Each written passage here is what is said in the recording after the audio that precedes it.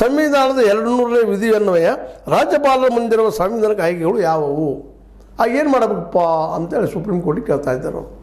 ಅವರು ಆಯ್ಕೆ ಏನು ಅಂತೇಳಿ. ಎರಡನೇದಾಗಿ, ತಮಗೆ ಸಲ್ಲಿಕೆಯಾಗಿರುವ ಮಸೂದೆ ಕುರಿತು ನಿರ್ಧಾರ ಕೈಗೊಳ್ಳುವಾಗ ಸಂವಿಧಾನದ 200ನೇ ವಿಧಿಯಲ್ಲಿ ಅವಕಾಶಗಳ ಅನ್ವಯ ರಾಜ್ಯಪಾಲರು ಅಧಿಕಾರ ಚಲಾಯಿಸಲು ಮಂತ್ರಿ ಪರಿಷತ್ತು ನೀಡುವ ಸಲಹೆಯಂತೆ ನಡೆದುಕೊಳ್ಳಬೇಕೇ? ಅದು ಹೇಳಿದಂಗೆ ಕೇಳಬೇಕೇನೋ, ಅದು ಮತ್ತೆ ಯಾಕೆ ಕಳಿಸ್ರಿ ನೀವು ಮಾಡಿಬಿಡ್ರ ಅನ್ನುವಂಥ ಒಂದು ಮಾತದ ಇಲ್ಲ. ಇದು ಕೇಂದ್ರ ಸರ್ಕಾರ ಕೇಳೋದು ಅಥವಾ ರಾಷ್ಟ್ರಪತಿಯವರು ಕೇಳೋದು ಗೊತ್ತಿಲ್ಲ. ಅದು ರಾಷ್ಟ್ರಪತಿಯವರ ಹೆಸರಲ್ಲ ಕೇಳ್ತಾ ಇದ್ದಾರೆ. ಅಂದಾಗಿ ಅದನ್ನು ಅವರೇ ಕೇಳ್ತಾ ಇದ್ದಾರೆ. ರಾಜ್ಯಪಾಲರು 200ನೇ ವಿಧಿಯಡಿ ದತ್ತವಾಗಿರುವ ವಿವೇಚನಾಧಿಕಾರ ಚಲಾಯಿಸುವುದರ ಕುರಿತು ನ್ಯಾಯಾಲಯ ವಿಚಾರಣೆ ನಡೆಸಬಹುದೇ?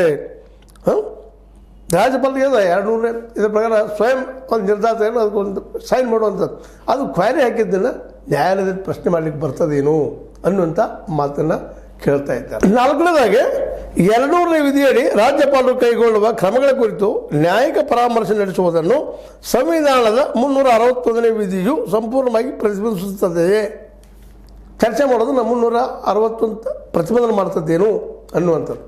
ಅಂದ್ರೆ ಇದರ ಬಗ್ಗೆ ಚರ್ಚೆ ಆಗುವಂಥದ್ದು.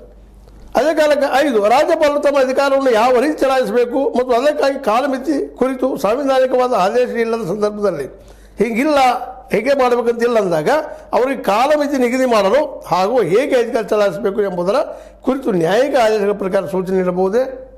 ನ್ಯಾಯಾಲಯದ ಹಕ್ಕದೇನು? ಅದು ಇದ್ದಾಗ ಸಂವಿಧಾನದಾಗಿದ್ದಾಗ